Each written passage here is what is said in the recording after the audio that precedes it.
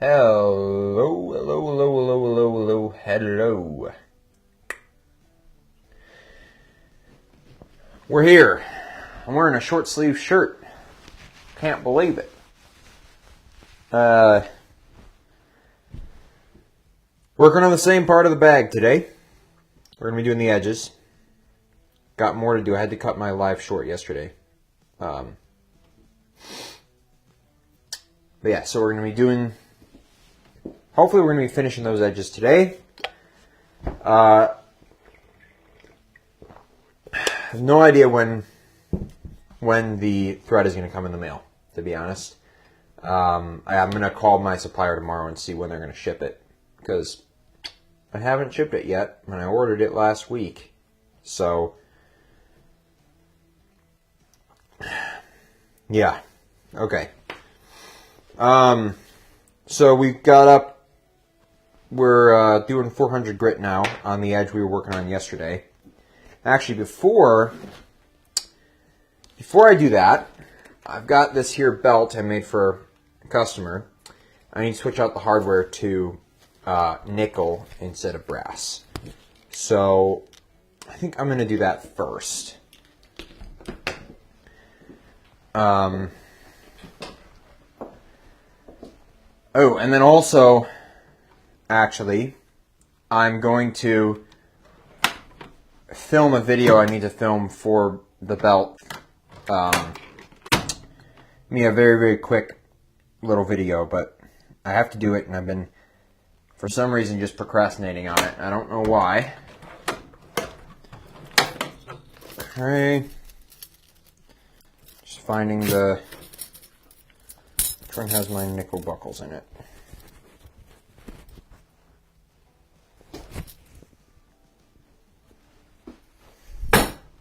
That one does.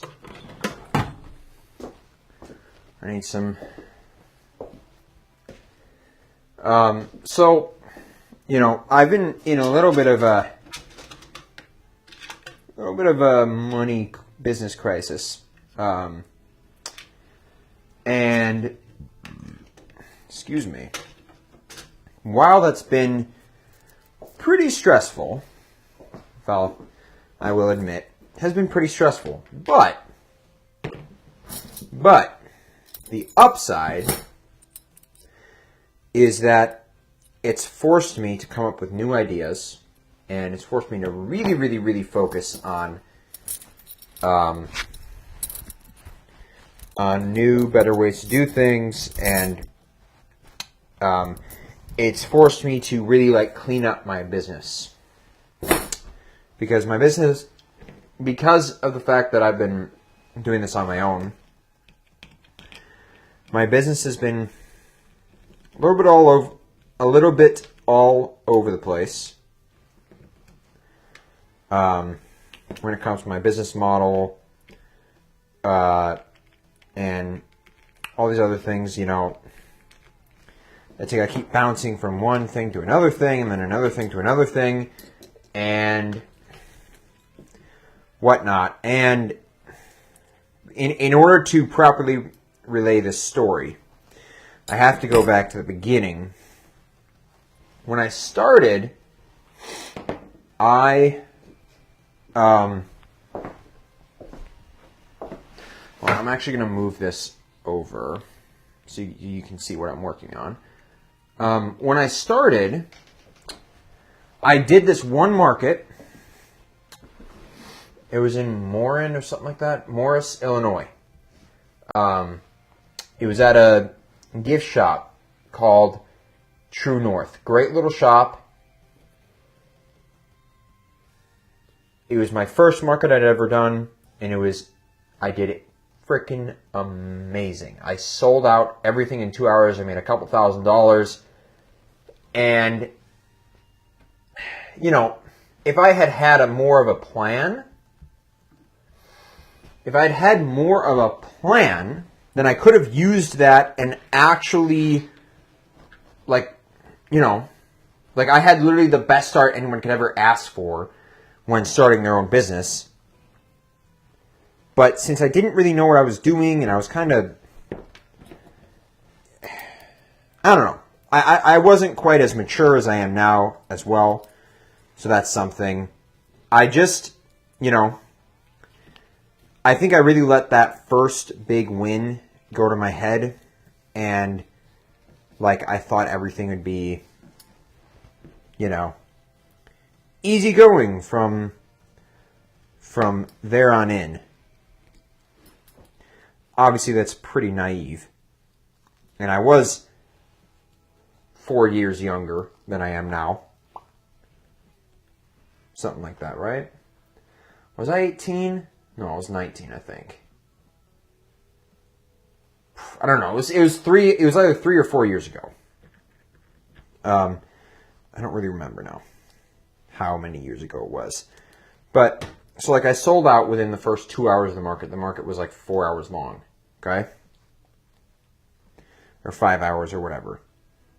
And I sold out in the first 2 hours of the market. It was amazing.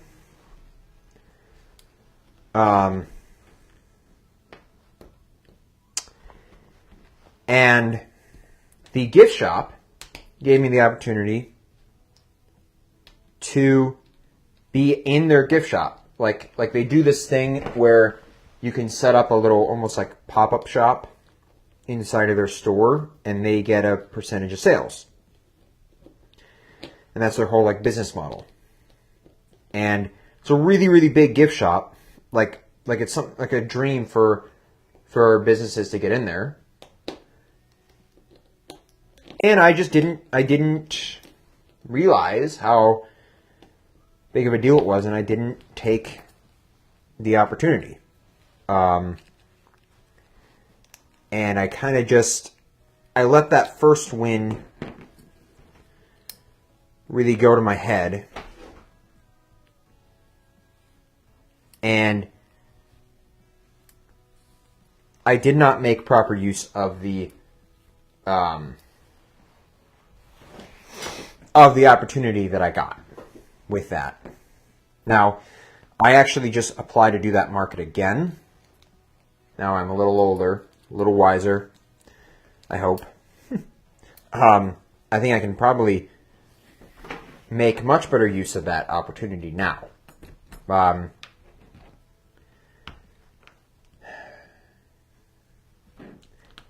But that's all to say that I am now thinking much more like how I should have been thinking from the beginning.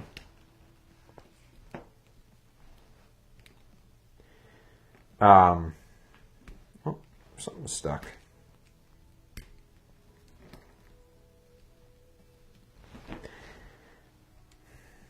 I'm thinking smaller, more grassroots. I was way too focused.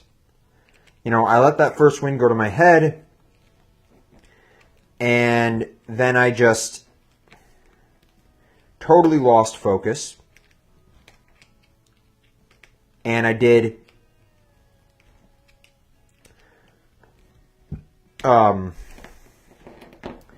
and all of a sudden I was all about doing bigger and bigger things, and it's I was trying to do bigger and bigger things before I was ready to do bigger and bigger things. I wasn't there yet. I didn't have the foundation, and I really fucked up my business for a while because I didn't have the right foundation. By the way, now this is silver, or nickel. And it was brass. I include the other color upon request. Because the way I make my belts, you can change out the color if you want. So I just gotta grab a little bag to put the other hardware in, and then I'll set this aside and we'll start working on the edges. I'm waiting for the regulars to get in on this live.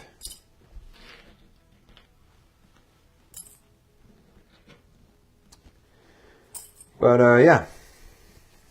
So, I'm thinking more like how I should have been thinking. smaller, more my level where I'm at now, something that I can manage, that will make me a living. Rather than always shooting way higher than my level, I need to think about where I'm at right now and be humble about it and work at the level that I'm at now. And so that kind of learning only really comes with time. It only comes with just time and doing it. And I know that now. So, alright, I'm going to get you set back up. We got one more grit to go on the edge we were working on yesterday, and then we'll flip it over and do the other edge. Let's see who's on. Who is on? Hello, new person. We are doing a briefcase. We're working on edges today.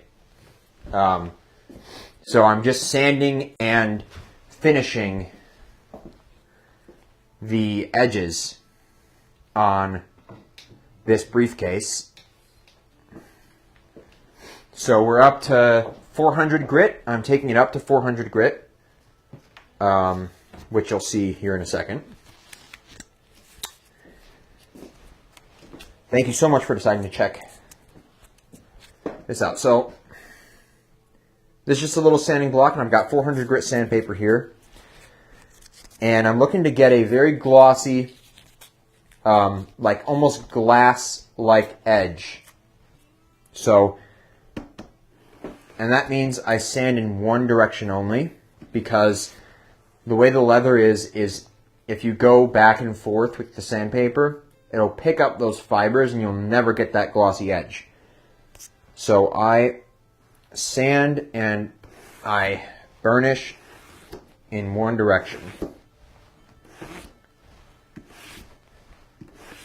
So we're getting the sanding in. And honestly, at this grit, it's almost like I'm just literally buffing and burnishing anyways. And then we're going to use a finish on here, a high gloss finish, and then we're just going to buff it. And then I'll try and show you kind of what it looks like.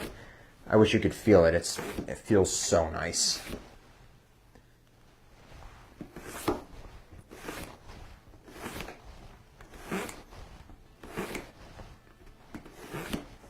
Okay, yeah, that feels really good. So after sanding, I like to make sure that I get all the fibers, any like loose leather dust off before I put a finish on. So I take my little horsehair brush and I'm going to just brush in the same direction that I was sanding. And all we're trying to do is just get any loose fibers off that might get trapped in the finish when I apply the finish.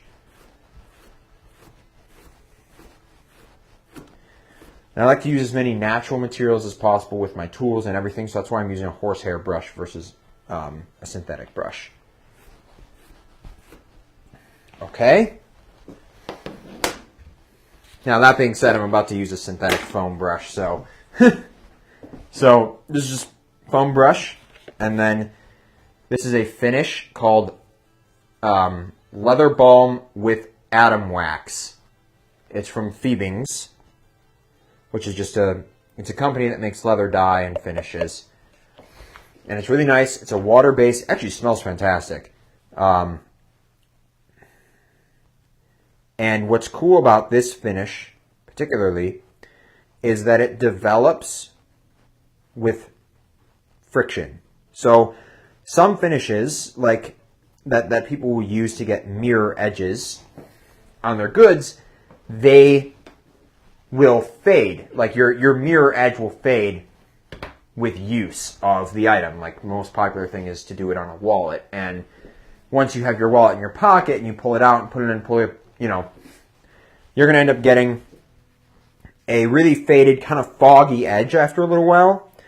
But with this finish, it just gets glossier and glossier over time. So you notice how I'm also buffing in one direction. I'm not going back like this. I'm going to go back like this after I buff it a little bit just to get that final burnish on. But we're just going to go ahead.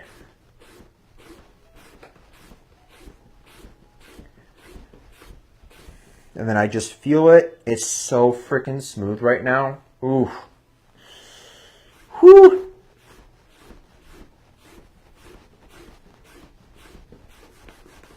Okay, now I'm going to go back and forth a little bit. You hear that clicking? That means that that's really, really nice and burnished. Okay. So, we are going to flip this over now, and we're going to do the other side. And we're going to start at 180 grit. And you're going to see the full finishing process that I do for my edges. Go ahead and flip this on over.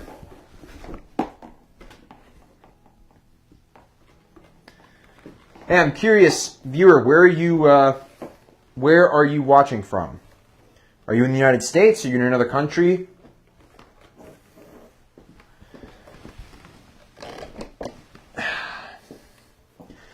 Okay, so you see now I've got an unfinished edge here. Let me get you moved over a little more. So we're going to start. Philadelphia, nice.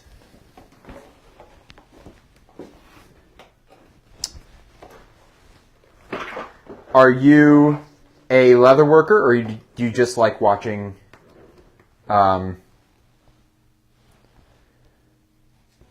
like craft stuff? I'm trying to get this situated here so I can have this on.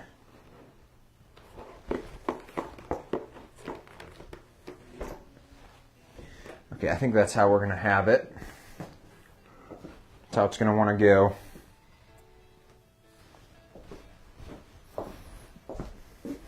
All right. Now, nice. Okay, so this is Tolkanol. And before I do any sort of sanding or anything, I like to do an initial normal burnish. So I'm going to just put this on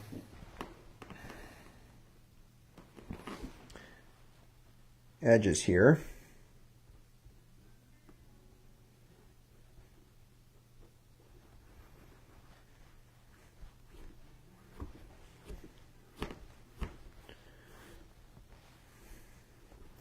How long have you been doing the craft? Okay, so that's on there. Now I'm going to take burnisher.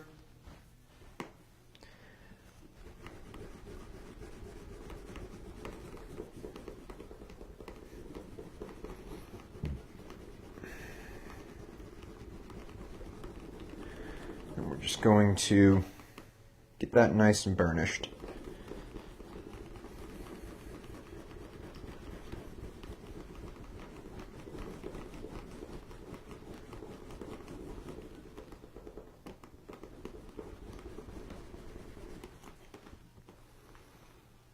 Okay, that's nice and burnished down.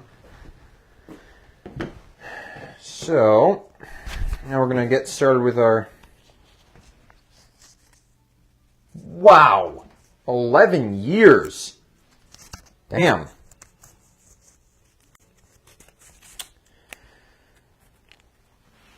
That's pretty cool.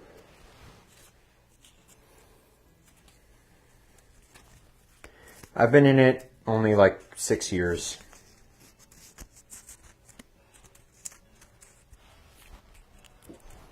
Okay, so this first sanding, I'm actually going to be taking some material off, and what I want to get is just a completely smooth edge here. So So I'm going to go back and forth because I'm taking material off, and I'm just feeling for any dips or any hills in the edge, any unevenness.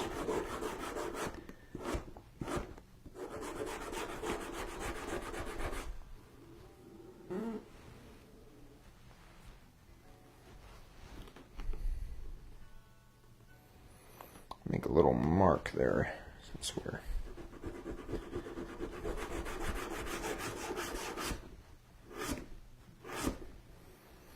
Okay, that feels pretty good. Yeah. Okay.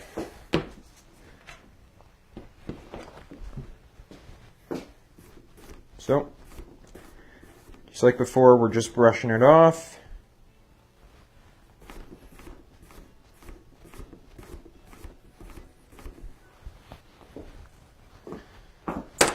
And then we are going to start the first layer finish.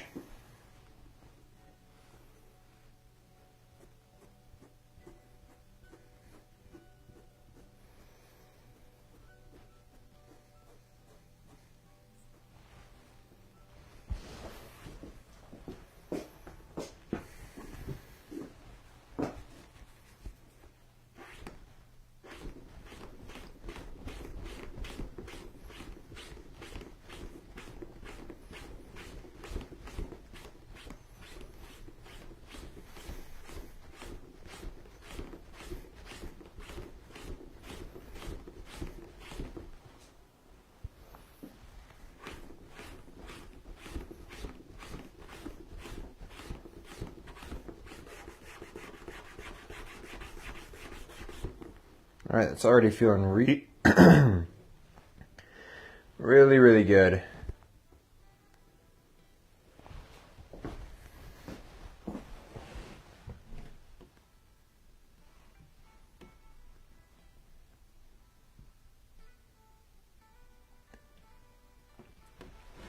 How do I handle sandpaper changes? You mean like having to change it out from wear? I mean, I have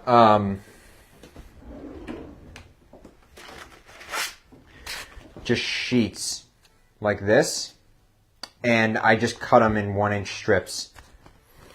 I actually haven't had to change it, although my sandpaper is getting pretty worn down, so I'm going to need to change it soon. And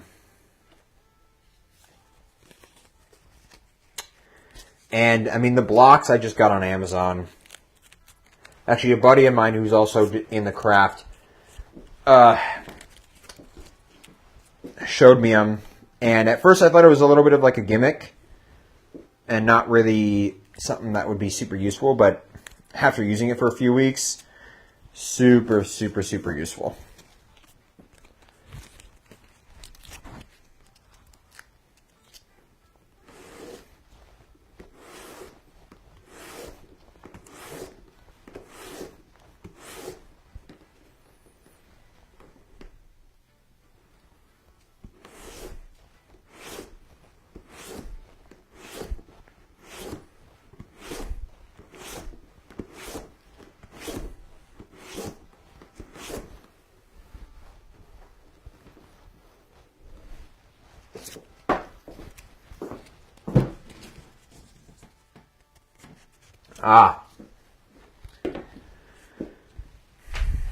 I like Buckle Guy. I wish their shipping was faster and cheaper.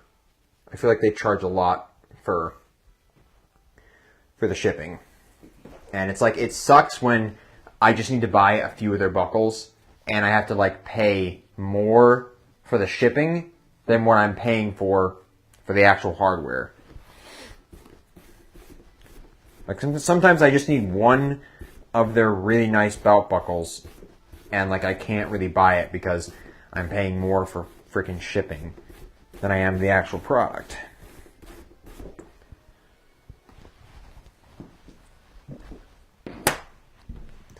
Okay.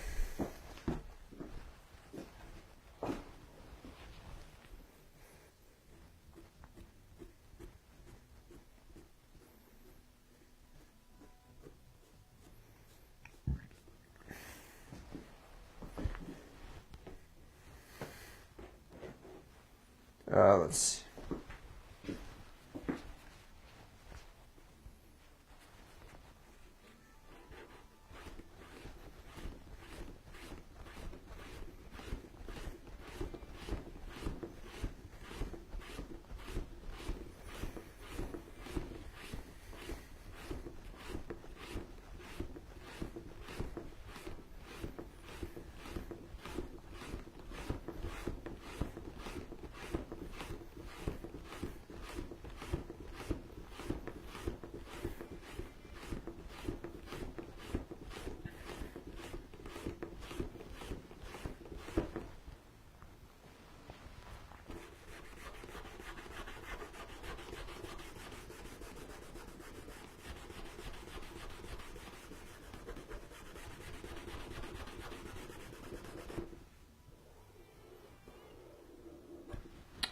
Feels good.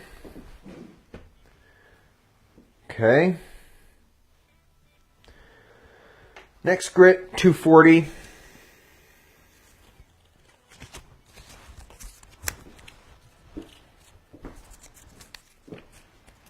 It's interesting. I usually have like 3 regular viewers on, and they usually arrive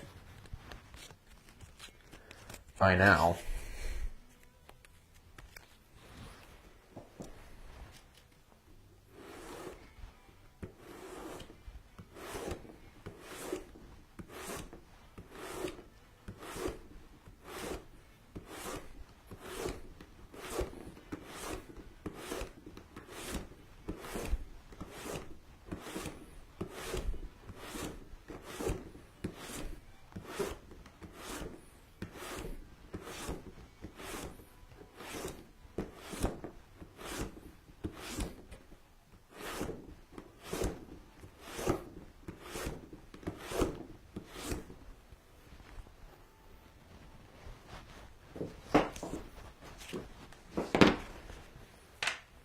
Okay.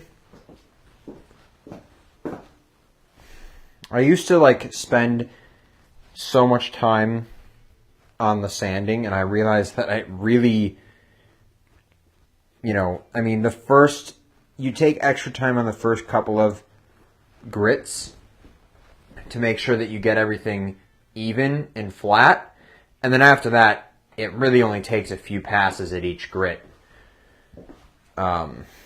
to get the kind of shine that you want.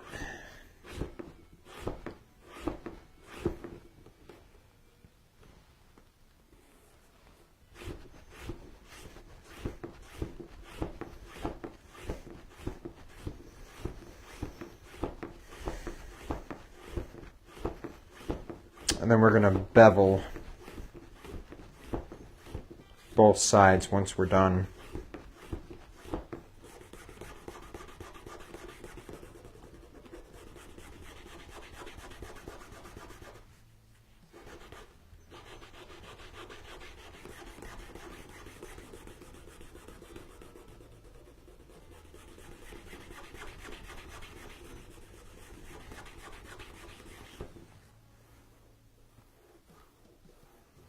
Ooh, that feels good.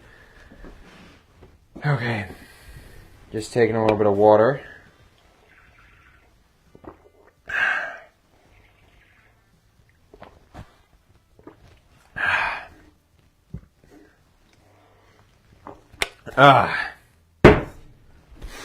Okay.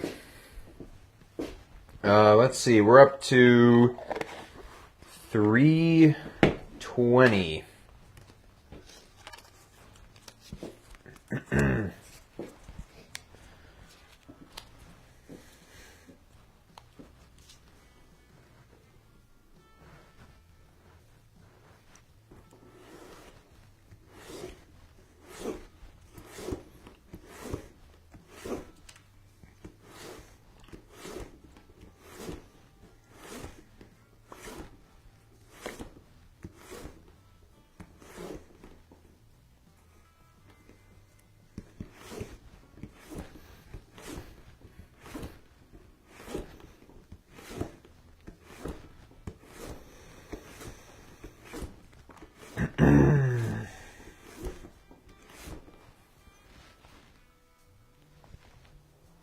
Okay, that's good.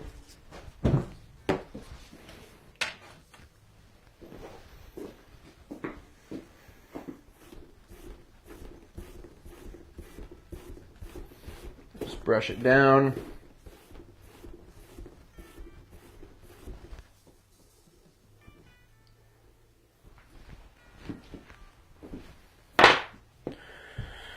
And now we go ahead and put on another layer of finish.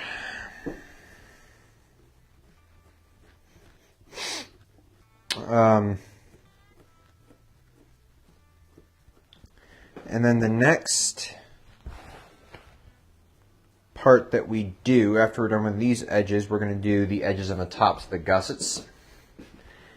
And for that, I'm going to set up a light, and we're going to film a little bit for the old Instagram.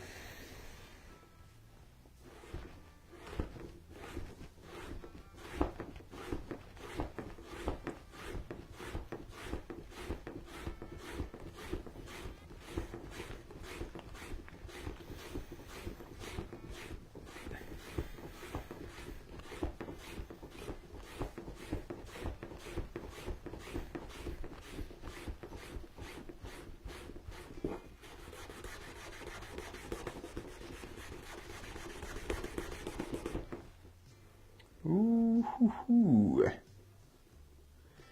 Oh yeah, and I'm starting to see a mirror shine on there. Actually, a really, really, really nice mirror shine. Where am I located? In Chicago. Or, I mean, technically in a suburb of Chicago. But no one knows where Northbrook is, so I just always say Chicago.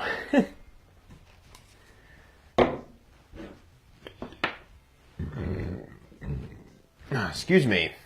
Okay.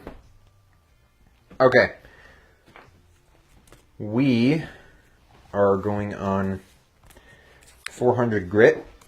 This is the last grit for this, and then I'll be able to lay this down and do the beveling and take care of that.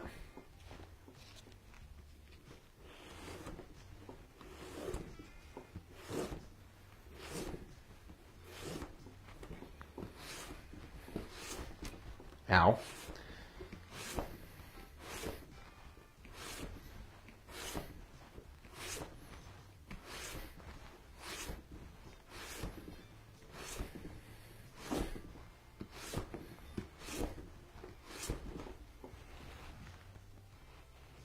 Okay.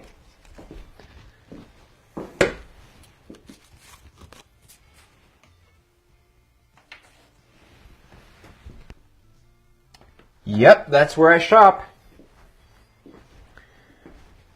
I shop almost exclusively at the Tannery Row. I've developed a really good working relationship with one of the employees there, and he helps me find literally any leather I could ever want. It's fantastic. I'm very, very fortunate to be within like an hour. It takes me about an hour to get into the city. My older brother, he's a real estate agent in Chicago for like commercial real estate. He actually got a tour from, I think the Horween that owns Horween, I think is Nick Horween. He got a tour from Nick Horween of the tannery, which I'm super, super jealous of, and I really, really, really, really, really want to be able to see the inside of that tannery. But a few years ago, maybe like 2 years ago, I went to the Tannery Row for the first time and was just blown away with the leathers. Now, it's pretty pricey. However, overall, it's very good. I wish they sold everything. Like hardware, different. I wish they had more suedes. because I get my suede from Weaver Leather because they have a bunch of different colors that I really like. And because it's affordable. I can buy one piece of suede for like $60. Whereas I'm always spending at least $200 at the Tannery Row when I go there. But it's a fantastic store. If you ever find yourself in Chicago, highly, highly recommend you check out Tannery Row and go in person. Also, another great leather-related thing in Chicago is the Chicago School of Shoemaking and Leather Arts. I've taken a few classes there. It's in Ravenswood in the city. And super, super, super great staff. The different people that I've met through taking the classes has been really great. And they offer shoemaking classes. And one of my goals for my business is to offer custom shoes, like custom boots. I've got very, very flat, very wide feet. And I find it very difficult to buy nice boots for myself or any kind of shoes that don't look like clown shoes. And so one of my goals is to offer that service at an affordable price for guys who have similarly weird caveman feet like me and still want to wear nice footwear. To be able to offer like at least a basic custom sized one that's like a standard design for an affordable price, and then we can go crazy and like, you know, if you want to get one-of-a-kind boots that you're going to have for a lifetime and whatever, then we can really get up there with exotic materials and different designs and boot heights and different soles and whatever. But I actually want to take another class there pretty soon.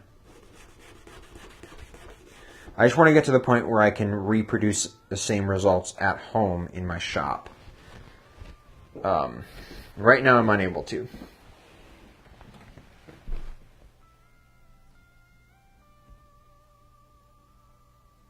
Skip is a dad and Nick is his son, heir apparent. Oh, okay. Ordered many sides from Tannery Row. Bespoke shell cordovan shoes in your future. Oh, yeah. Oh, baby. They've got some freaking really nice shell. I've never worked... Well, no. They gave me a scrap piece of shell to work with. But I've never worked with like a really good quality piece of shell. Because the shell they gave me was extremely loose grain. I really couldn't do anything with it.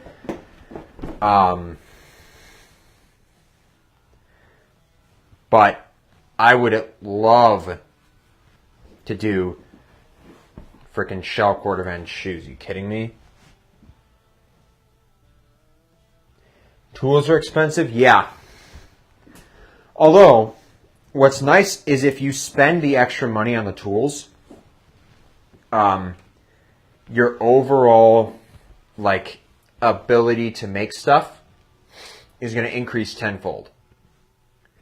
Because the worst is when you want something really professional, really clean, really tight, and you either don't have the right tools or your tools are poor quality and they won't perform the way you want them to. Like, for instance, beveling suede, if you don't have a good quality beveler, you'll be unable to bevel suede. I'm able to bevel suede because I spent extra money on the beveler. This is a beveler from Little King Supply. Really, really, really, really nice quality, Japanese steel. All I have to do is strop it occasionally on my strop board, and that's it. And I've never had any problems with this.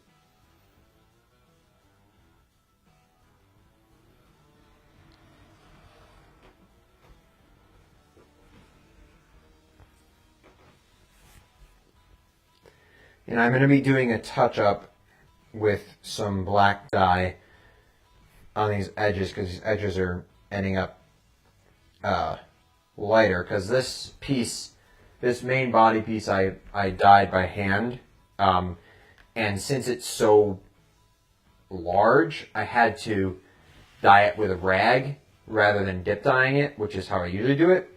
And so when you don't dip dye, you tend to get lighter areas showing if you do any beveling or hole punching,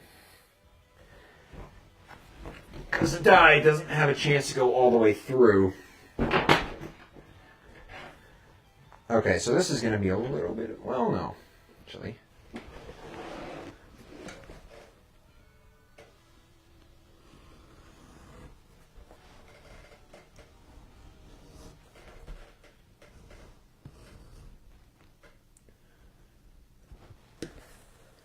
And I'm making sure to not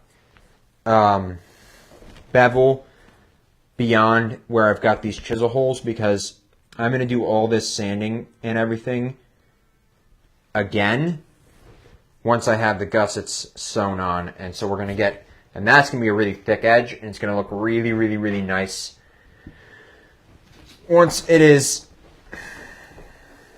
beveled and burnished, and like it's going to have a nice shiny edge. It's going to be cool.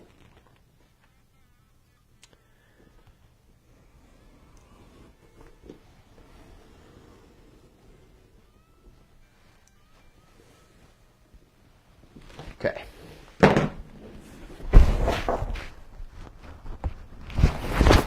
All right. Now that's good to go. We're going to get moved around here and grab gussets.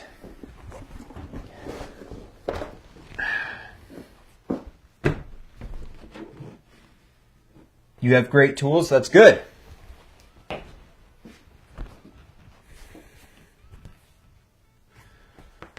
That's good. In the end, that's all that matters. You have tools that work for you and you can get consistent results. That's what we like to see. Alrighty. So, I don't know exactly how I'm going to do this. Here's what I'm going to do. I am going to move the laptop over and switch to the laptop camera, because I need my tripod, which has my other camera, because I'm going to film a little bit for Instagram. So let me switch back so you can see this is the other edge we're doing. Turn up the brightness so I can see everything. And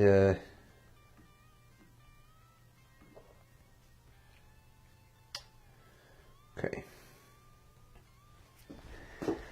Okay.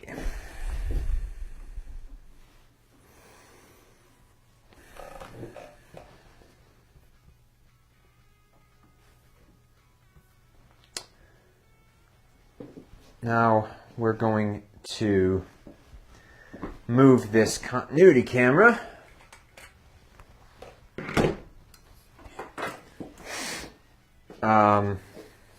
And I'm just trying to figure out how I'm going to get this set up. I think what I'm going to do,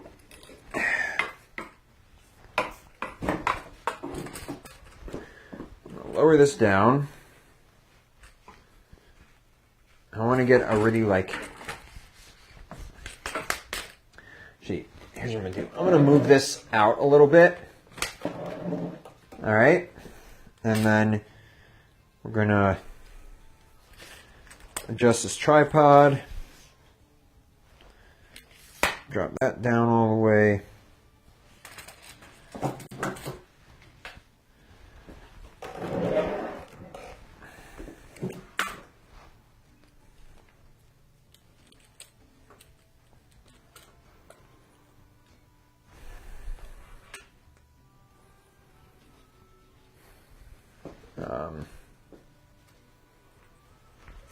All right, I am doing everything for this shot, so.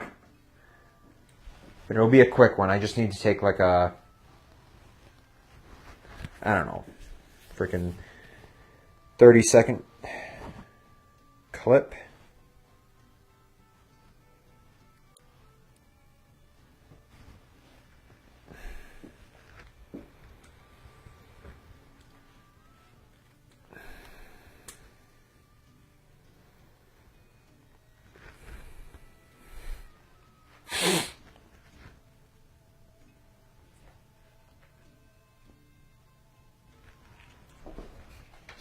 All right.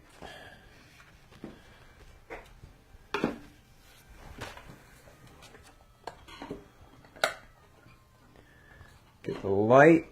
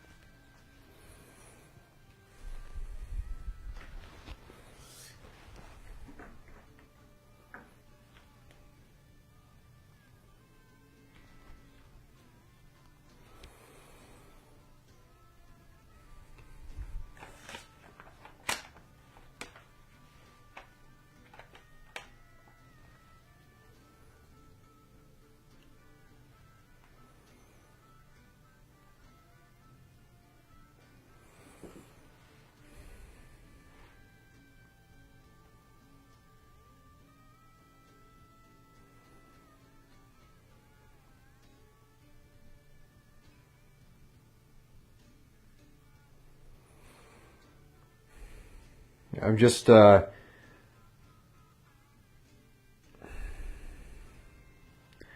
setting up this shot.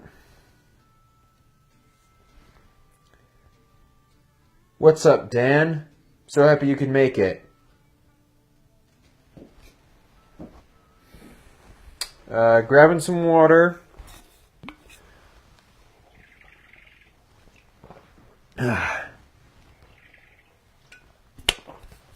Alright, we're just setting up a nice fancy shot. We're doing edges, just like we were doing yesterday.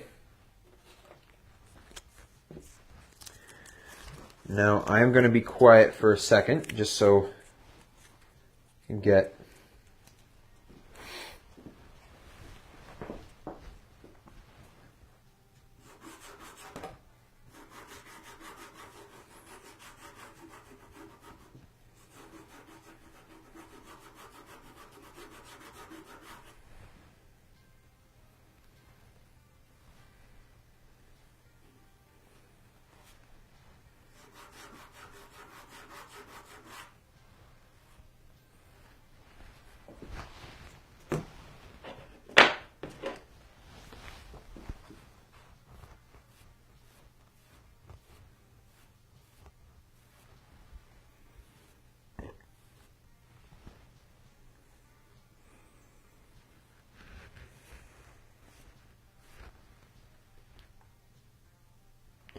Okay, so we got that first shot in.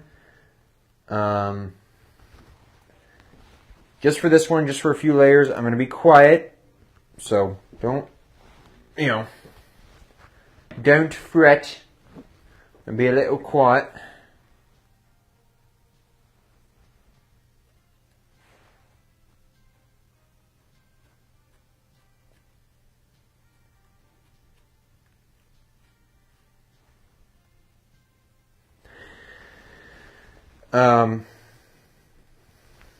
Yeah. Trying to improve my... You're at work now? Good Lord. It's freaking 1 o'clock there, right? That's... Wow. Damn, that's insane.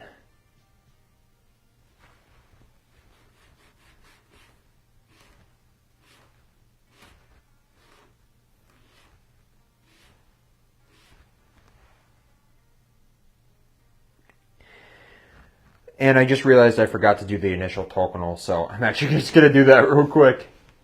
I knew I was forgetting something. Sorry, when I've got more than one camera to think about, it's kind of, my brain starts to not work.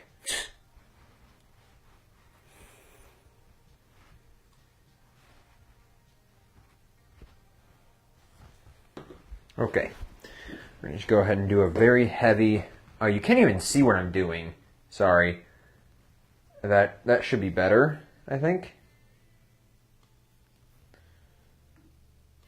Oh yeah, you can see, I mean, the freaking tripod, but you know. If I put you back here, this camera's going to see it, so we're working with what we're working with, so just bear with me.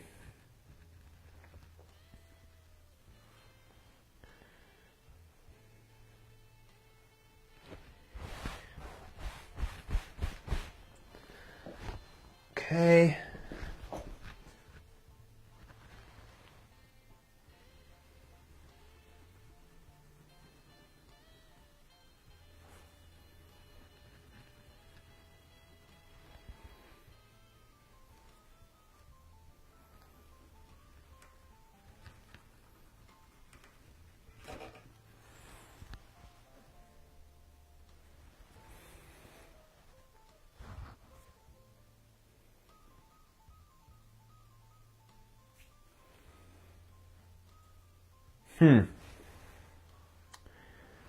I'm wondering why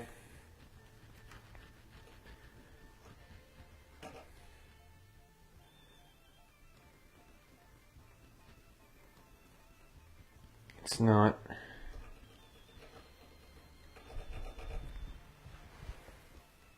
Nothing can be done. The schedule is like this: one day, one night. Then a sleep day, then a day off.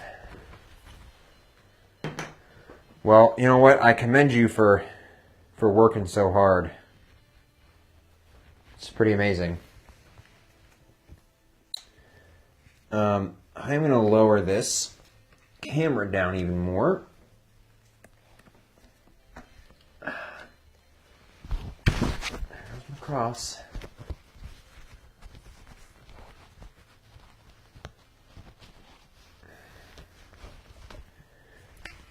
We're going to just lower this down and then I'm going to move this up.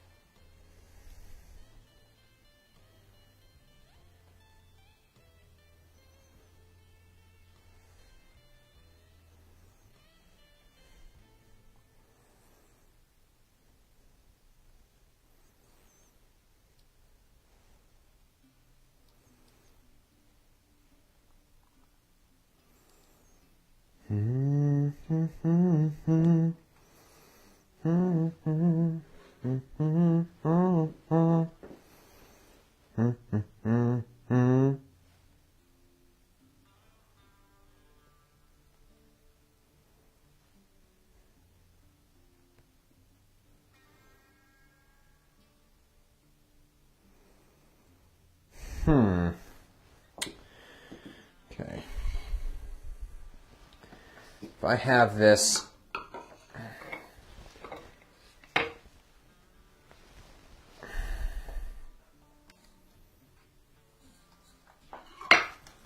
or maybe I can have this here.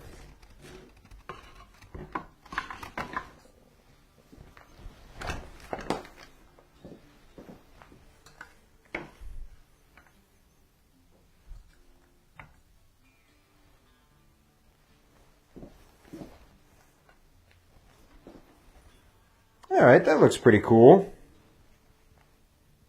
I think I just need to maybe raise the ISO a little bit. 200 is good. Okay. That is going to let me get a really, really clean close-up shot, just like I want. So we lost a few people. That's okay. That's what's going to happen. So I think I'm going to just go ahead and now just redo this whole sanding. Because I forgot to do that initial burnish with the Tolkanol. So I'm going to just quickly do this again.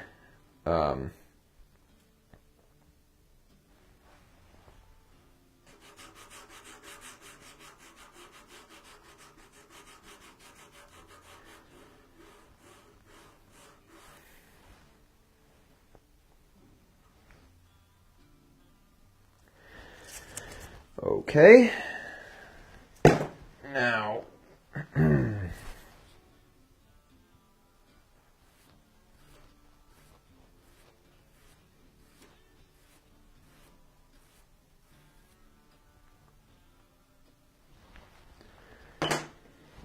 I'll just do one layer, just so I can then switch back to having like full-on attention to the live. Bring camera down. Oh, BKB.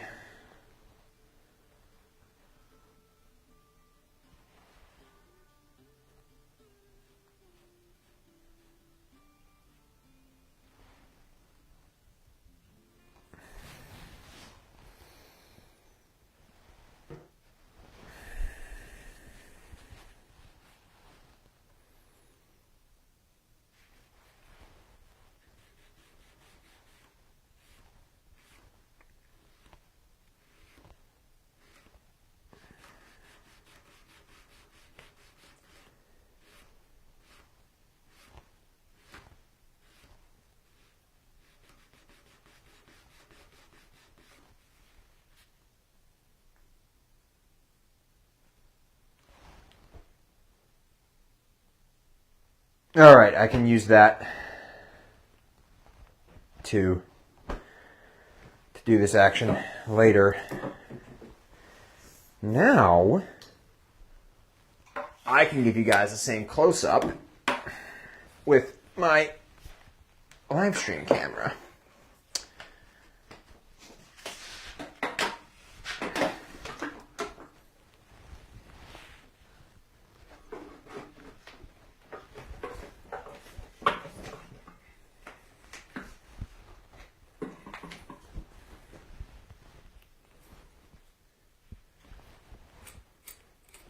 Now let me switch back to the workshop camera now, and I'll be able to give you guys a cool, hopefully a cool close-up.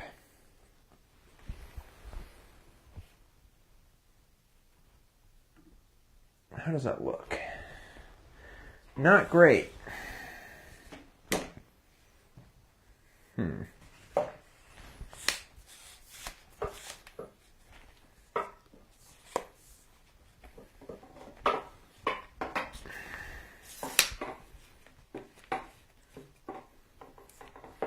Yeah.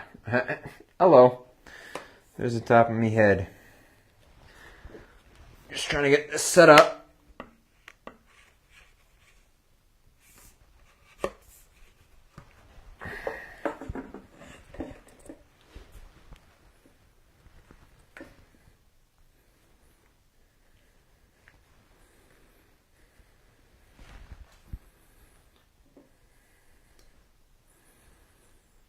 Okay.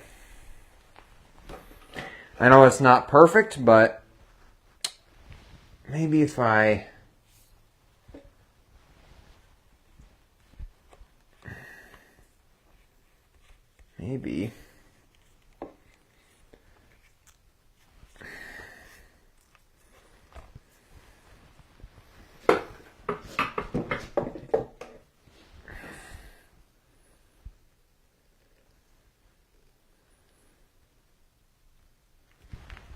how's that angle for you guys?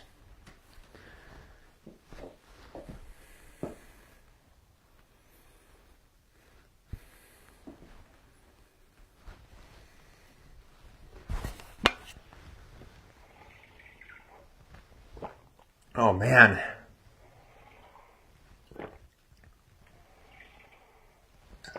I've been extra thirsty today for some reason.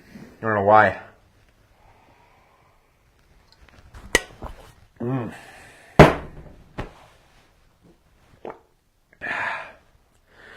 Okay. Let's see here. Sorry, now I'm all fucking turned around. Because now I got like a bunch more things around me. Okay. I'm just a simple man trying to make my way through the universe. Sometimes I get overwhelmed. All right.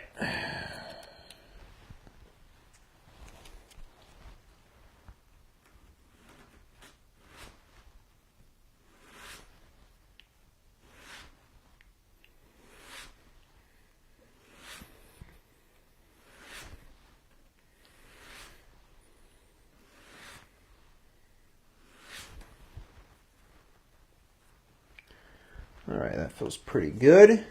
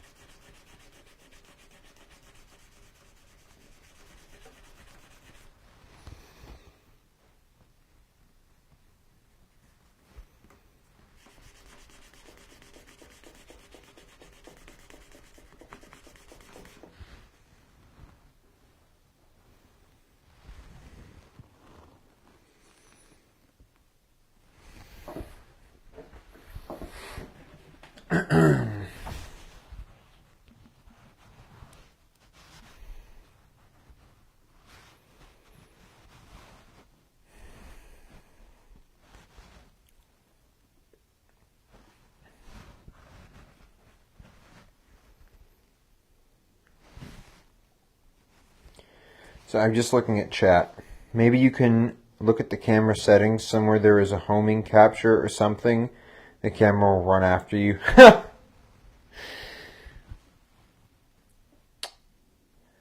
That would be pretty sweet, you gotta say.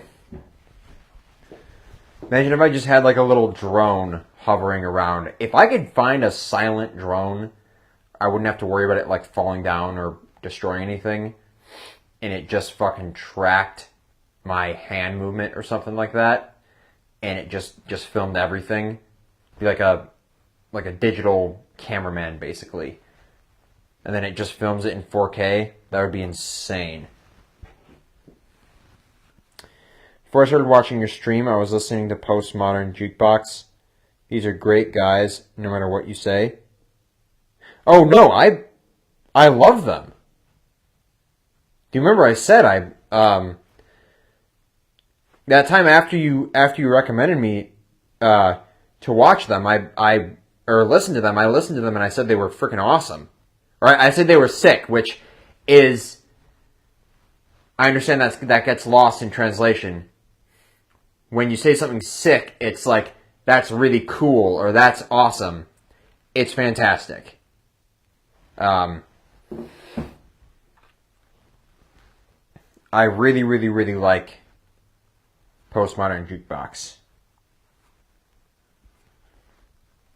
Very, very, very cool.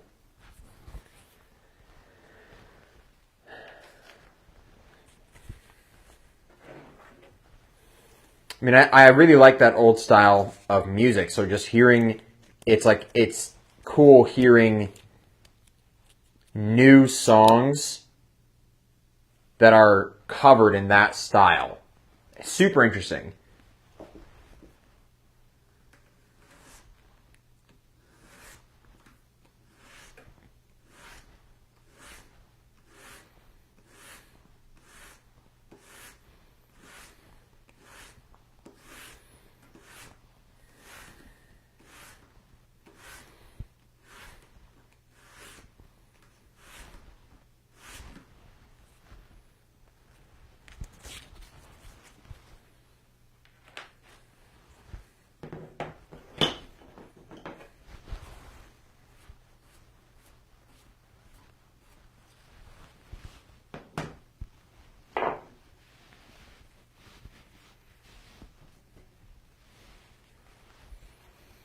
Now I'm gonna try.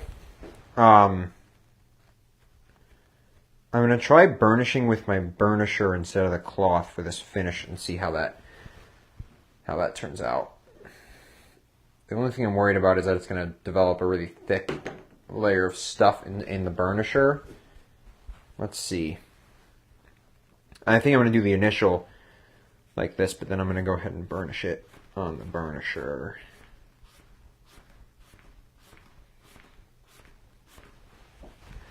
See if I can develop that a little more.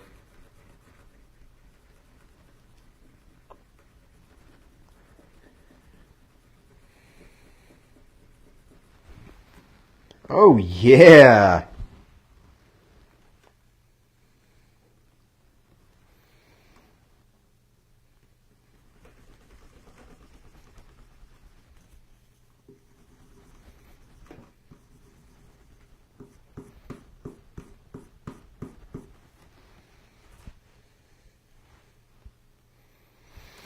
Not quite the right lighting. I'm trying to see if I can get a mirror, if I've got a mirror edge, and I can't quite see.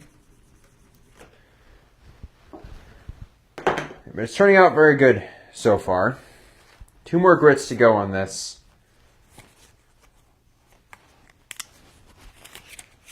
It's 6:30. I may be done after this and just leave the other gusset till tomorrow. I'm in no rush to get this done. I've got other things to work on as well, and so let me just move at my own pace.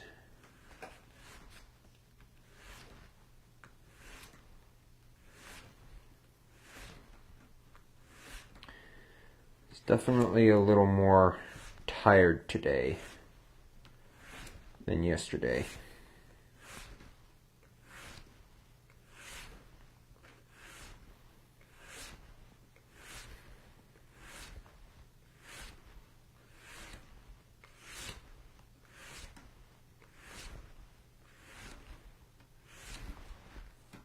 Let's see, okay. It's feeling good. We're getting there.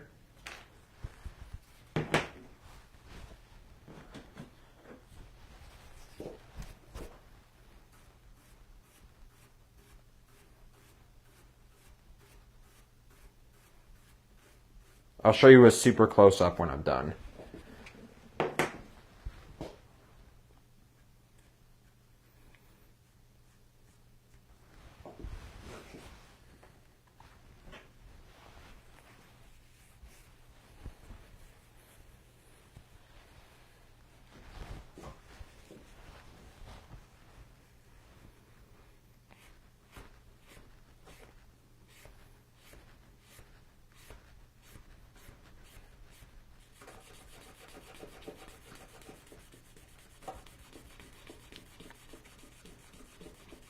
Surprised the old Squatchinator ain't on here.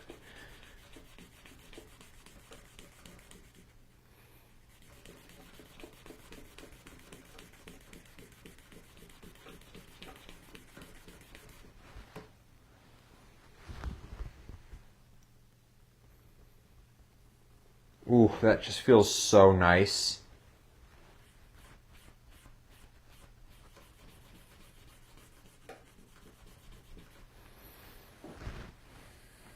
All right, last grit.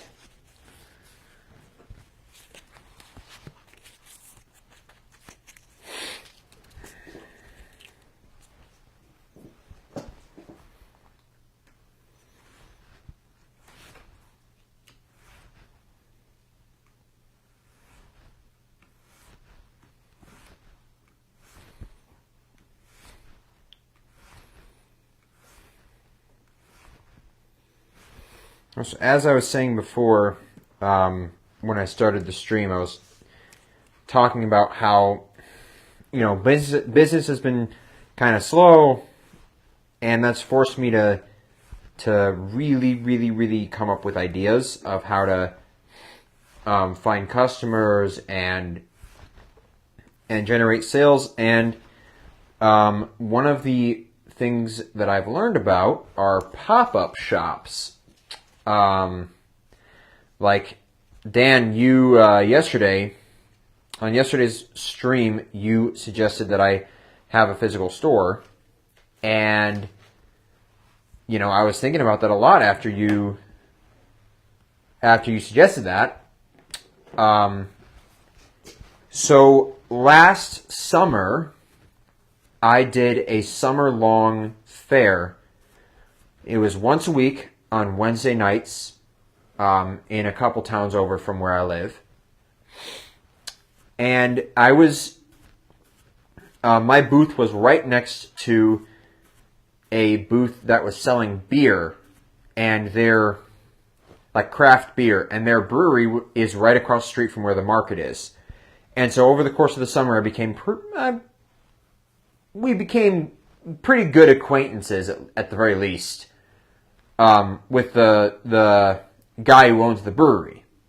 And so my idea was to talk to him about potentially having a pop-up shop once a week in his brewery, basically like a little table with a retail display, and I could hang out there once a week, and basically, because I'm able to use his space and get the benefit of his foot traffic from his customers, I would be giving him a percentage of my sales or a percentage of my profits. And I'm going to talk to him tomorrow in person. I'm going to go to his brewery tomorrow evening. There may not be a live tomorrow, depending on when I meet him. It feels really good.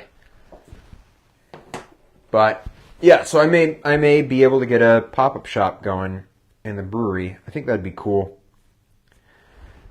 I figure lots of delicious beer plus lots of people equals purchases.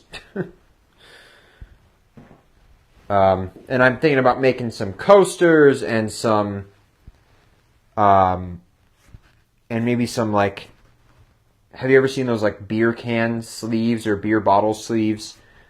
And then I'll bring some wallets and like maybe one larger bag, and see if I can,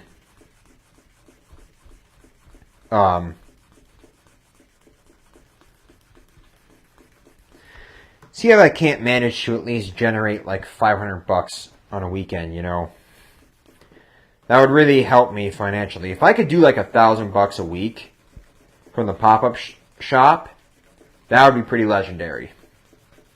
Like $1,000 in take-home revenue after, after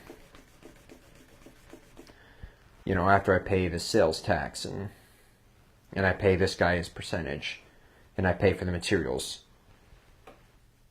That would basically, I would have like everything I could ever need if I was doing $1,000 a week.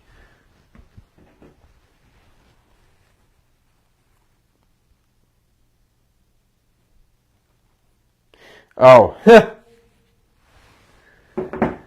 yeah. Yeah, their music is very good. I agree with you. I'm going to show you a nice close up. Let's just do it like this. I don't know if you can see just how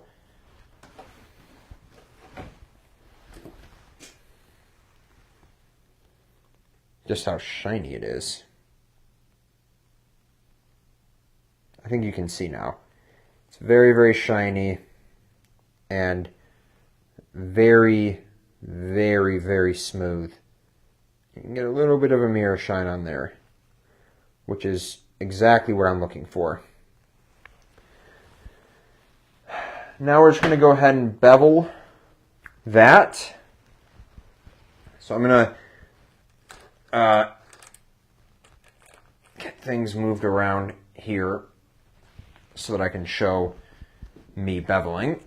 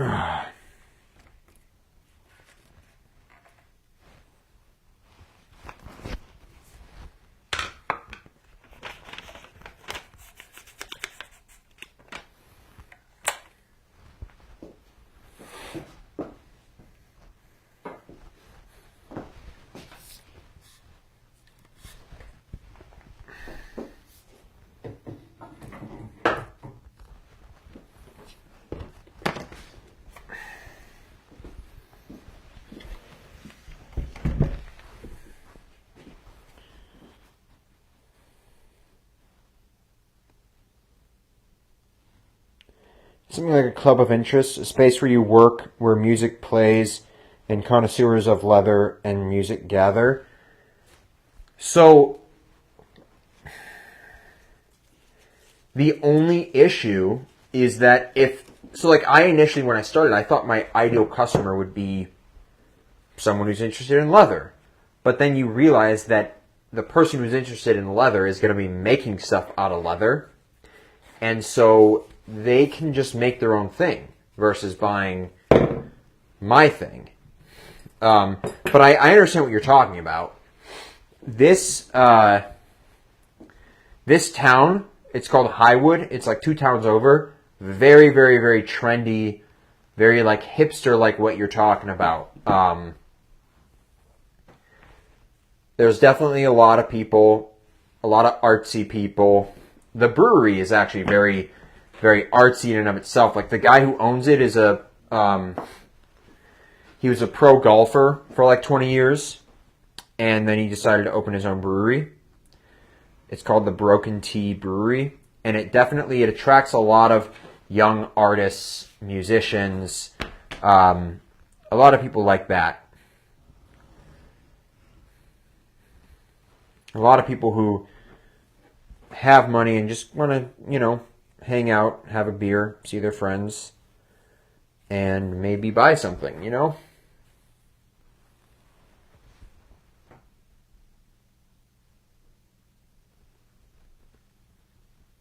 Yeah. Yeah, so you're talking about like craft shows across the country. That is something I've wanted to do. I just need a better foundation before I can do that. So I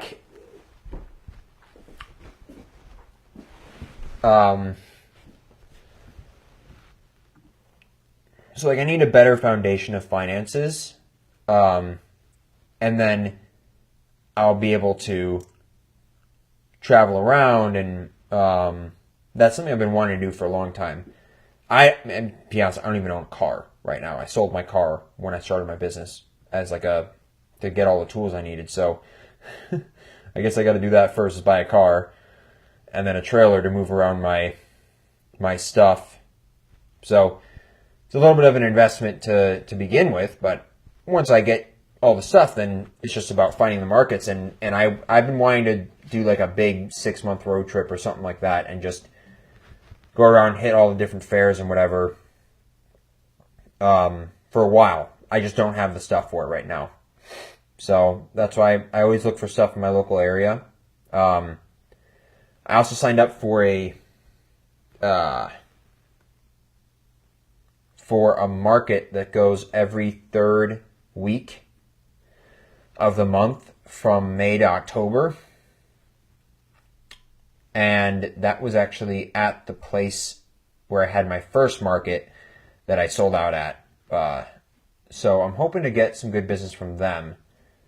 And then if I do the pop-up shop, then I can get extra business there. And yeah. So it's good to be thinking like that at the very least. All right, I think I'm going to call it today. I'm getting kind of tired. It's 6:35. I've been up since like 5:45. I'm ready to just kind of chill a little bit. So yeah, I hope you guys enjoyed. Thank you for watching. Daniel, I hope you. I pray that you get the energy to go through the rest of your shift, and that you get a wonderful night's sleep when you get home, and that you get fully rested when you wake up the next morning. I've worked jobs where I've got late nights going into the early mornings. It's pretty rough. So, all right. Have a wonderful rest of your day. And I will see you guys next time. Maybe tomorrow, maybe not, depending on when my meeting happens with this guy. But if not tomorrow, then definitely on Thursday. Same time, 5 p.m. CST. Peace.